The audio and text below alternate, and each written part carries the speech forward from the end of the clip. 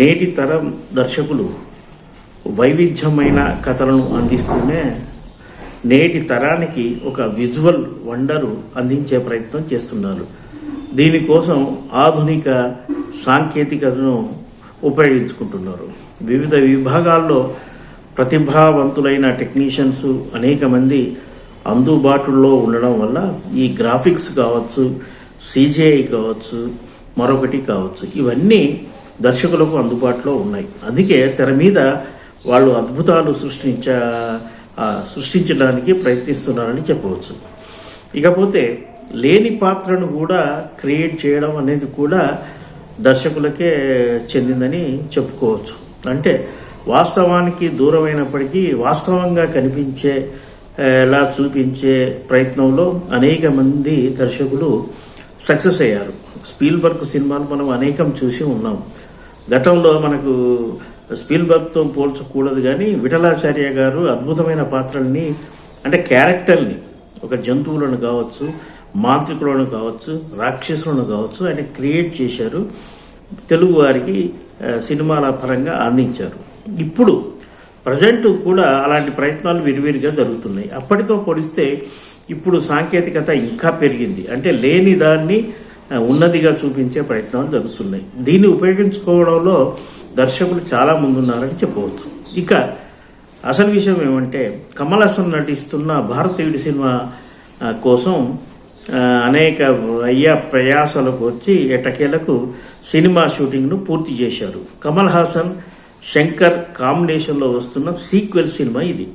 అయితే ఈ సినిమా నిర్మాణం, అంటే భారతీయుడు 2 నిర్మాణం సుమారు 6 సంవత్సరాలు జరగడంతో అనేక మార్పులు సంభవించాయి. నిర్మాణ వ్యయం అదుపు తప్పింది. దాంతో చిత్ర నిర్మాత లైకా ప్రొడక్షన్స్ ఈ నిర్మాణం నుంచి తప్పుకునే ప్రయత్నం చేస్తే ప్రస్తుత తమిళనాడు ముఖ్యమంత్రి స్టాలిన్ కుమారుడు ఉదయనిధి ఇందులో భాగస్వామిగా చేరడంతో సినిమా ఎట్టకేలకు పూర్తయింది. ఇక ఈ సినిమా ప్రారంభించినప్పుడు నటించిన అనేక మంది నటుల్లో వివేక్ అండ్ నెడుముడి వేణు కీలక పాత్రధారులు. వాళ్ళ హాస్య నటులుగా వాళ్ళు ఎంతో పేరు ప్రఖ్యాతి గాంచారు. ఆ 2 పాత్రలు కమల్ హాసన్తో ప్రయాణిస్తాయని తెలిసింది. మరి ఇద్దరు ఈ చిత్ర నిర్మాణం, అంటే భారతీయుడు 2 నిర్మాణంలో ఉండగానే మరణించారు.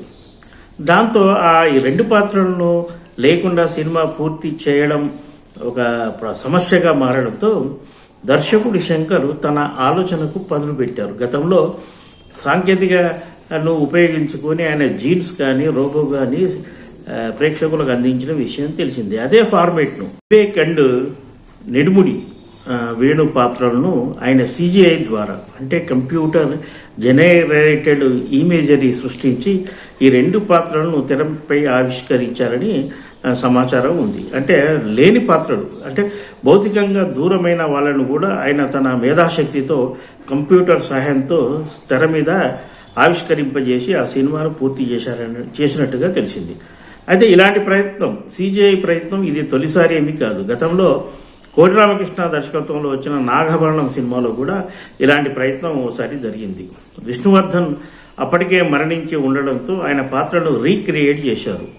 దాదాపుగా 10 నిమిషాల పాత్రను తెరపై సృష్టించి ప్రేక్షకుల చేత సెహబాష్ అనిపించుకున్నారు. అలాంటి ప్రయత్నమే ఇప్పుడు భారతీయుడు 2కు జరిగింది.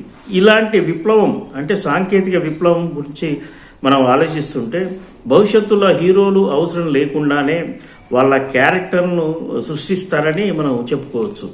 గతంలో భౌతికంగా దూరమైన అనేక మంది లెజెండరీ ఆర్టిస్టులను కూడా ఈ ప్రక్రియలో పునః ప్రతిష్ఠించే అవకాశాలు కూడా ఉన్నాయి. శంకర్ చేస్తున్న ఈ ప్రయత్నం సక్సెస్ కావాలని మనం కోరుకుంటున్నాం.